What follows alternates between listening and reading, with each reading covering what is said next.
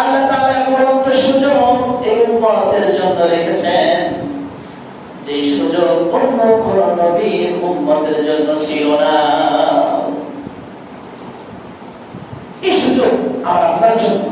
এরপরেও যদি আমরা জাহান্নামে যাই, যদি জাহান্নামী হই, জান্নাতে যদি যেতে না পারি, আর আগের জামানায় কোন সুযোগ ছিল না, তারপরে সেই নবীর উম্মতরা যদি জান্নাতে যায়, তাহলে আমার আপনার অবস্থানটা কি হলো? শ্রেষ্ঠ নবীর শ্রেষ্ঠ উম্মত হলাম, শ্রেষ্ঠ সৃষ্টি হয়ে আমার লাভ কি হলো যদি আমার এই দেহ জাহান্নামের আগুনে জ্বলে? ঠিক না? এই জন্য আমাকে আপনাকে সজাগ হতে হবে, সাবধান হতে হবে। আমি আছি কোন পথে, কোন মতে আছি, আমার কোথায় ভুল হয়ে যাচ্ছে, আমার হুঁশ আছে নাকি আমি বেহুশ?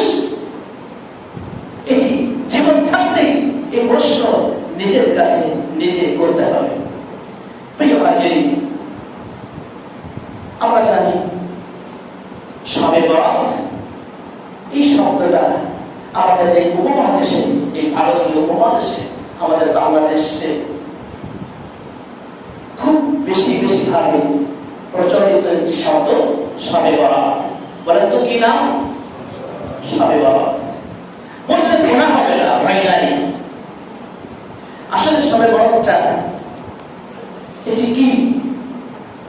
এটি আমরা পালন করবো নাকি করবো না, এই সম্পর্কে আমরা আজকে অনেক প্রশ্নের সম্মুখীন হই। যেমন ধরুন, এই শবে বরাত এটি একটি ভাগ্য রজনী নাকি মুক্তির রজনী বা গুনাহ মাফের রজনী? এটি কি বিদআত, পালন করা যাবে না, নাকি আমরা নিত্য নতুন কিছু এর ভিতরে মিশায়া বিদআত করে ফেলেছি? আরেকটা প্রশ্ন, কোরআন কি এই রাতেই নাজিল হয়েছে নাকি কদরের রাতে নাজিল হয়েছে? প্রশ্ন আরো, এটা কি শবে বরাত নাকি লাইলাতুল বরাত নাকি নিসফে মিন শাবান? আরো প্রশ্ন,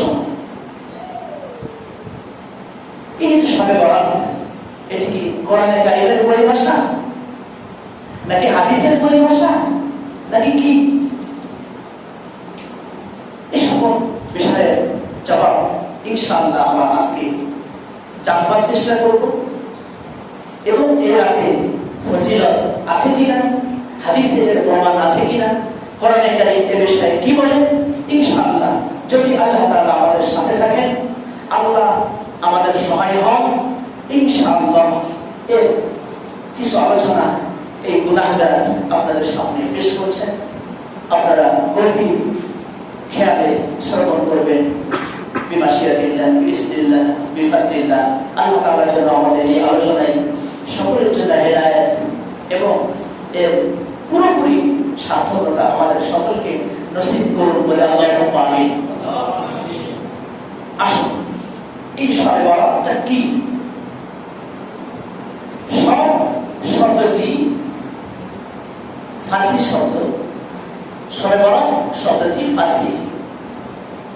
শব অর্থ রাত, বরাত অর্থ বরাত ভাগ্য। ফার্সি ভাষায় বরাত মানে ভাগ্য। তাহলে শবে বরাত এর অর্থ হলো ভাগ্য রজনী। এই শব্দটা আরবিতে যখন বলা হয় লাইলাতুল বরাত, কি বলা হয় বলেন তো? লাইলাতুল বরাত। লাইলাতুল আরবি শব্দ, এর অর্থ রাত। বরাতুল আরবি শব্দ, এর অর্থ হচ্ছে মুক্তি বা গুনাহ মাফ, গুনাহ থেকে মুক্তি লাভ। তাহলে লাইলাতুল বরাত যখন আরবি শব্দ হবে, তখন এর মানে হবে মুক্তির রজনী বা মুক্তির রাত। আর হাদিসের পরিভাষায় অর্থাৎ বিশ্বনবী রাহমাতুল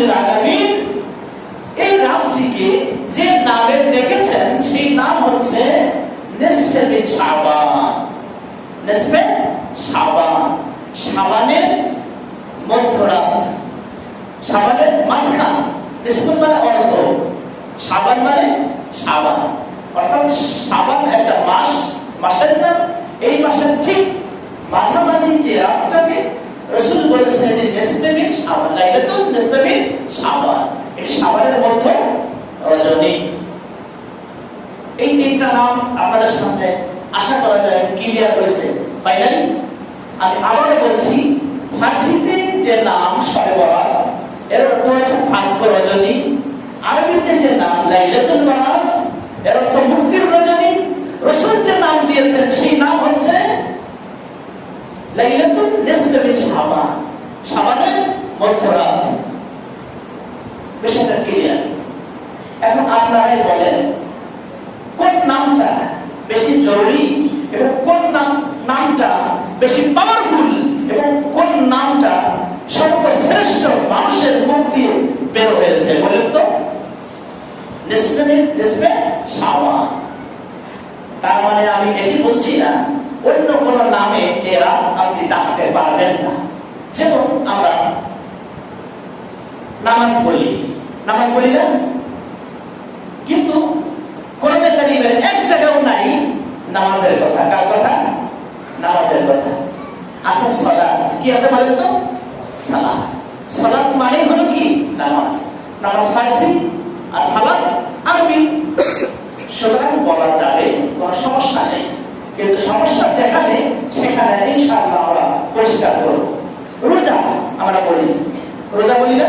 রোজা বলি আমরা চিনি, কিন্তু রোজা এই ফারসি শব্দ, এর আরবি হচ্ছে সিয়াম। আরবি কি বলেন তো? সিয়াম। কোরআনে কারীমে রোজার কথা নাই, কোরআনে কারীমে আছে সিয়ামের কথা। কিসের কথা? হাদিস শরীফে আছে সিয়ামের কথা। অর্থাৎ আল্লাহ যা বলেছেন সিয়াম, রাসূল বলেছেন সিয়াম।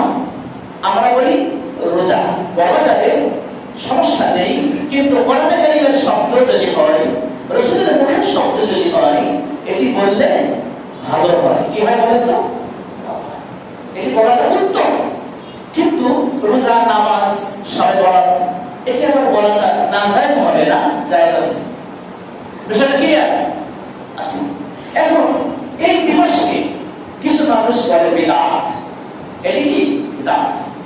এখন এটি কি বিদআত?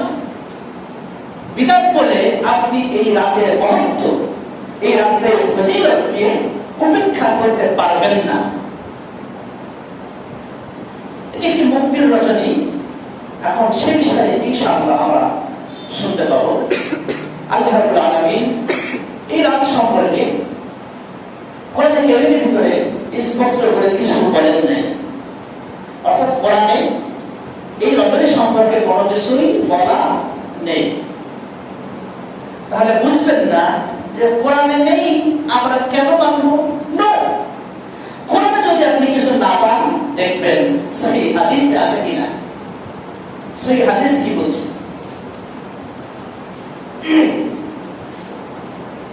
হাদিস শরীফে রাসূল করিম সাল্লাল্লাহু আলাইহি ওয়াসাল্লাম এর বর্ণনা দিয়ে 8জন প্রখ্যাত সাহাবী সহিহ হাদিসে একটি হাদিস বলেছেন। সেটি হচ্ছে يطلع الله إلى خلقه في ليلة النصف من شعبان فيغفر لجميع خلقه إلا المشرك أو المشاهد। হাদিসের অর্থ হচ্ছে আল্লাহ রাব্বুল আলামিন, হাদিসটি এখানে রাসূল করিম সাল্লাল্লাহু আলাইহি ওয়াসাল্লাম বলেন যে আল্লাহ রাব্বুল আলামিন তার সৃষ্টির প্রতি খেয়াল করেন। কোন সময়? ফি লাইলাতুল নিসফি মিন শাবান। এই নিসফে শাবান এর রাতে, শাবানের মধ্য রাতে আল্লাহ তাআলা তার সৃষ্টির প্রতি খেয়াল দেন বা দৃষ্টিপাত করেন। ফায়াগফিরু লিজামিই খালকিহি। আল্লাহ তাআলা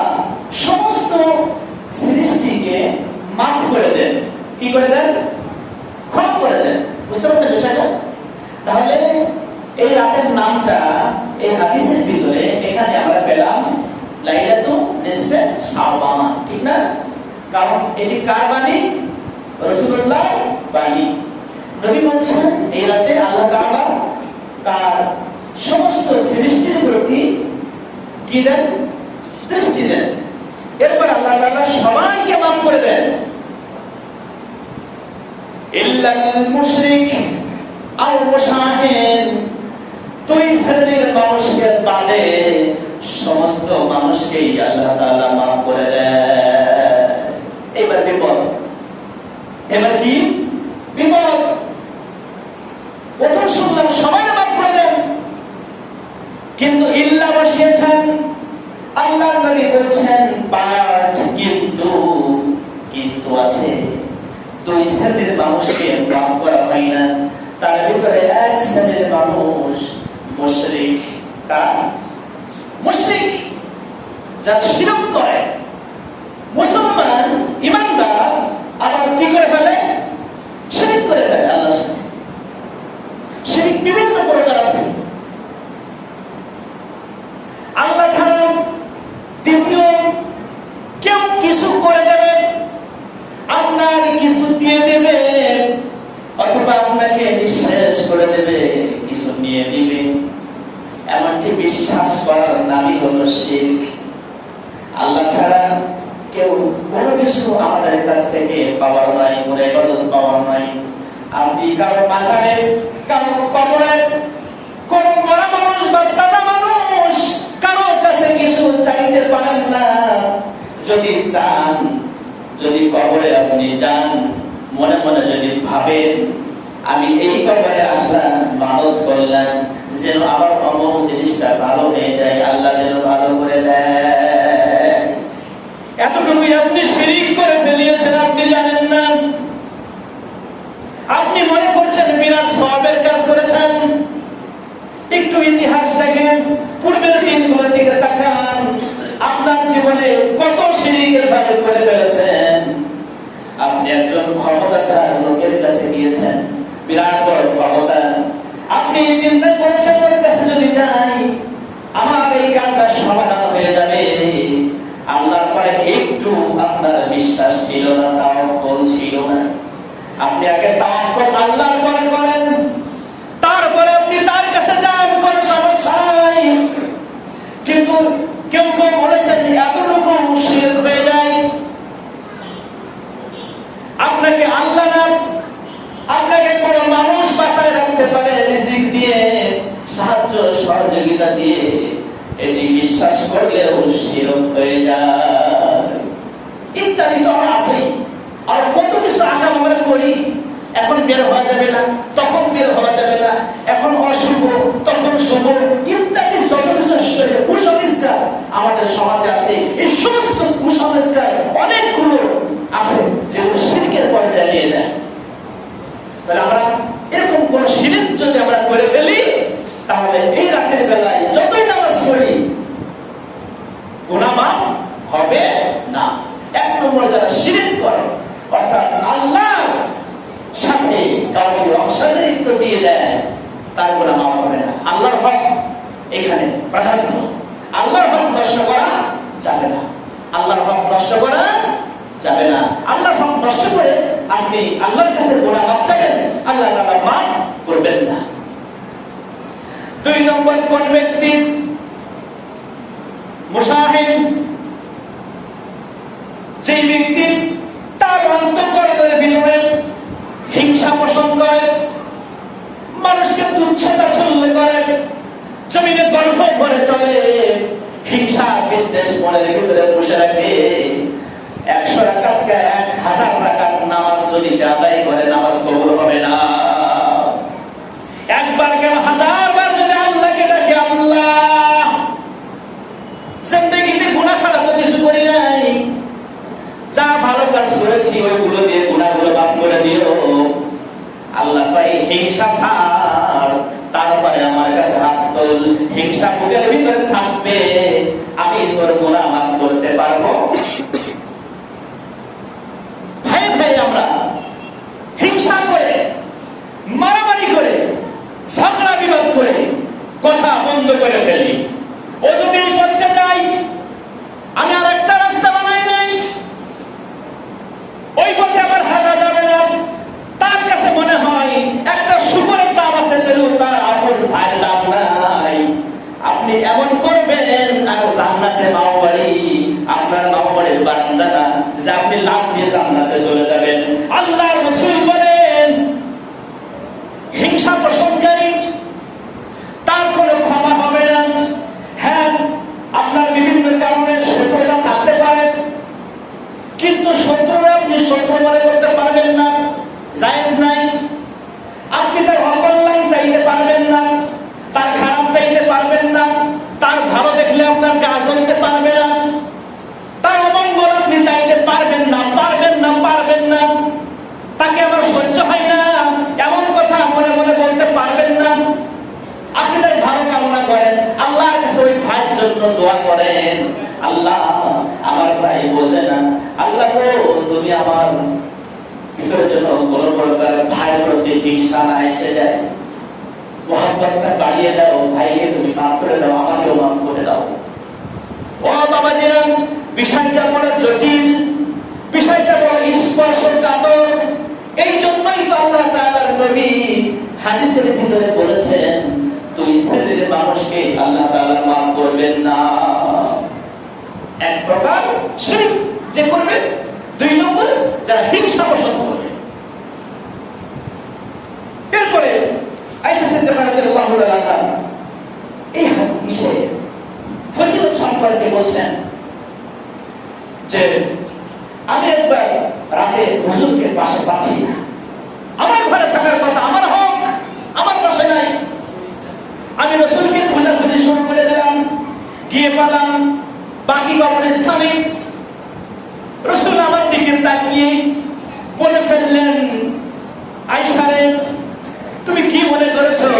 তুমি কি ভয় পাচ্ছ আমি তোমার হক নষ্ট করে ফেলেছি? না রে আয়েশা। আয়েশা বলে, হুজুর আমি তো মনে করেছি আপনি আপনার অন্য স্ত্রীর ঘরে গিয়েছেন। নবী আমার বলে, আয়েশা রে, আজকে নিসফ মিন শাবানের রাত, এই রাতে আমি নবী খামোখা কাটাইতে চাই না। এই রাতে আল্লাহ রাব্বুল আলামিন আসমানে নেমে আসেন, নিম্ন আসমানে, আর দুনিয়ার আকাশে তিনি এসে সকলের গুনাহ এমন ভাবে মাফ করে দেন যেমন গনি কালবের ছাগলের পায়ের যতগুলো লোম আছে ওই লোমের সমপরিমাণ গুনাহ আল্লাহ রাব্বুল আলামিন বান্দার খাতা থেকে মাফ করে দেন। শুধু এটা না, বুখারী মুসলিমের সহিহ সহিহ হাদিসে এসেছে প্রতি মাসে সোমবার এবং কিবার বৃহস্পতিবার আল্লাহ তাআলা রাতের এক অংশ শেষ হওয়ার পরে চলে এসে ডাকতে থাকে, আমি রাজা তিরাজ, আমি রাজা তিরাজ, আমার কাছে গুনাহ মাফ চাও, আমি মাফ করে দেবো, আমার কাছে ক্ষমা চাও, আমি আল্লাহ তোমাকে ক্ষমা করে দিব। কি আছো আমাকে ডাকার মতো, আমাকে ডাকো, আজকে আমি ডাকলেই সাড়া দিয়ে দেবো বলে সুবহানাল্লাহ। হাদিস স্পষ্ট রয়েছে। এখন বিষয় হলো এই সামানে আমরা কি করব? একটা বিষয় আমাদের ভুল ধারণা, এই মাসকে আমরা লাইলাতুল বরাত বলে ভাগ্য রজনী বলি। প্রিয় বাবাজিরা, এই রাতে ফজিলত আছে, কিন্তু ভুল ভাবে আমরা এই ফজিলতটা নিব না। এটি ভাগ্য রজনী নয়। সূরা দুখানে আল্লাহ তাআলা যে আয়াতটি বলেছেন, এই আয়াতের